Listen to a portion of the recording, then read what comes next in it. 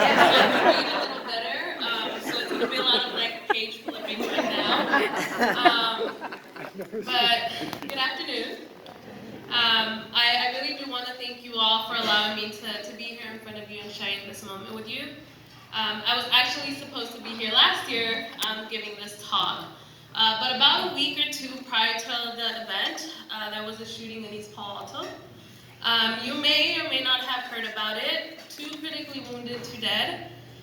One of the victims, one of the 2 that didn't make it, was my 22-year-old cousin, Eduardo Alvarado Sandoval, endearingly known as Lalo.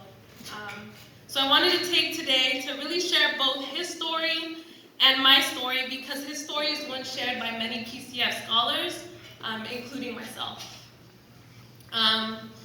So after graduating middle school as valedictorian, he made his way to Sequoia High School to do what he had always wanted to do, which was play football. Then after 4 years, he made the journey to Southern California to study biology at the University of Laverne. Lalo, like myself, is, and not was, but really is, because nothing can take this accomplishment away, a first-generation college student. And we grew up together. We both knew what it was like to share a bedroom with your whole family. He shared a bed, and bless his soul, he was one boy in a house of 3 women. He shared his bed with his 2 sisters and his mom. Similar how I used to share one with both my parents and my brother. We had a double, so we had to take a few turns, but we made it work.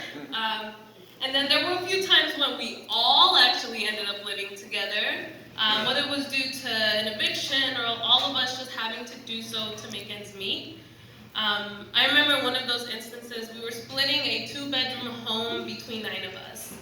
I mean, as a child, for me, it was the best thing ever. I had all my cousins there with me. It was just like a year-long sleepover. And then, so for both Lalo and me, the odds really do stack more against us than for us in terms of success. In case our living situation didn't give it away, we were very much low income. Not to mention, we were Latinos growing up in East Palo Alto in a time when many of our loved ones were already going down the wrong path.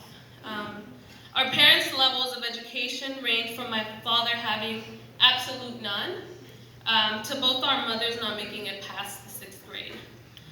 We had absolutely everything going to become just a couple more statistics.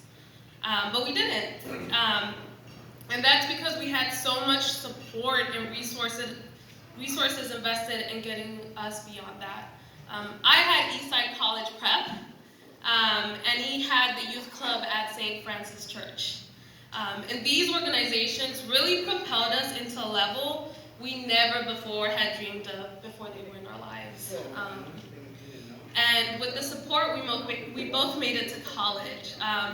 His first year of college marked my 3rd at St. Mary's College of California.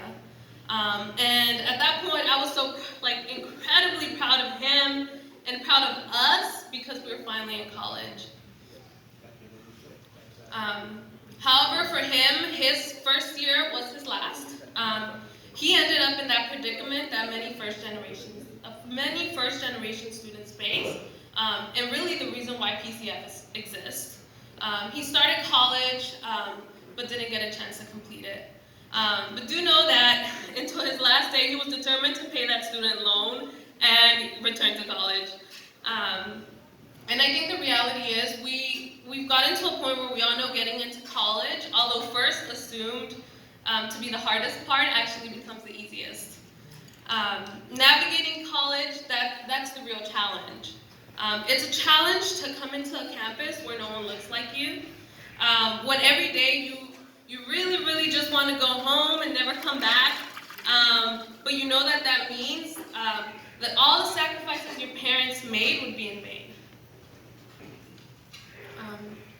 It's a challenge also to navigate financial aid while undocumented.